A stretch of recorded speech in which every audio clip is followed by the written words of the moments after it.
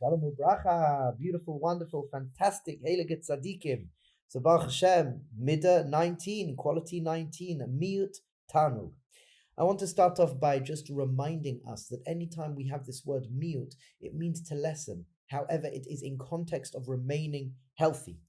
So we live, Chasdei Hashem, in a world which is abundance. There's so much abundance, and we can get caught up into this abundance. And through getting caught up into this abundance, that we actually lose track of ruchnius because we become enveloped in the gashmius in an unhealthy way. Miut Tanug, I believe, is something really important in our dor.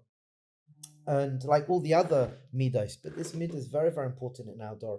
And the Rambam tells us that if we get so caught up in the gashmius, our mind becomes clouded. The Svarim HaKadoshim, the Arma Eir, and the Arba Shemesh tells us that the foods, for example, we eat affects our thinking.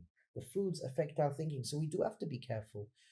Hilchos Talmud Torah of the Rambam, Perek Gimel, Mishnah Yud Aleph tells us that if a person's enveloped in the physical world, it will lessen their ability to hold kop for limit HaTorah.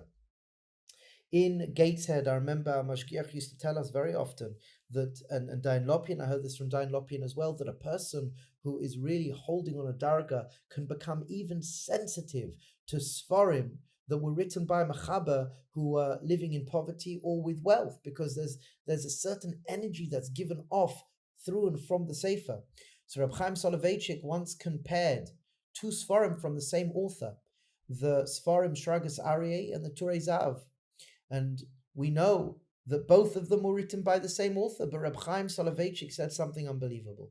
That Shragas Aryeh has a certain high level of Kedusha than the Turei Zav. And it's interesting to note that the Shragas Aryeh was written when the Shragas Aryeh was in poverty, and the Turei Zav was written when the Turei Zav had a position in a big kehillah.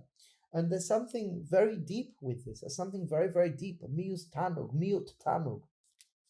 I'd like to add here as well something very beautiful and profound. The Tana Rebbe, we know, for example, Maseches Brachos, Nun Zayin Amud Beis, that he was incredibly wealthy, very, very, very, very wealthy. And the Gemara in Ksuvos Kuf Daled Amud Aleph tells us that he had the finest foods on the table, the most expensive, finest foods on the table. Yet when he died, the Gemara in Ksuvos tells us that he picked up his finger and he said, even my finky didn't have oineg.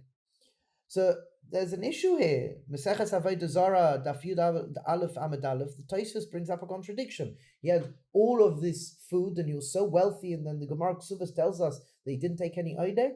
So Tosfos comes and his metaretz, he wants to come and suggest that it must be that Rebbe didn't partake from the food. He didn't partake from the food. He just had the food on the table, he let everyone else eat, and he didn't eat from the food.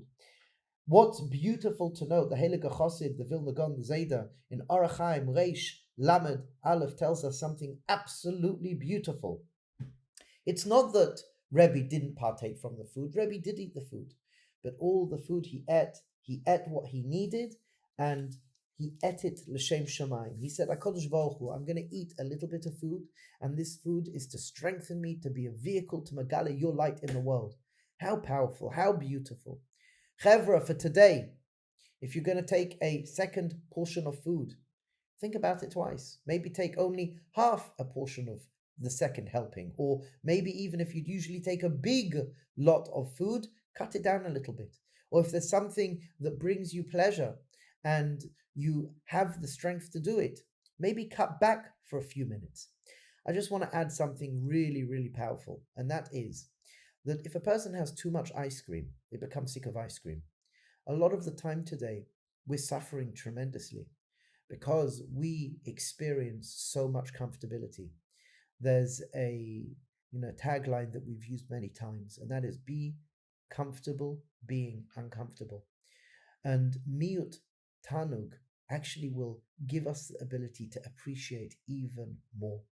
So Be'ezras Hashem, Isad Torah, and Be'ezras Hashem, Isad living a beautiful life.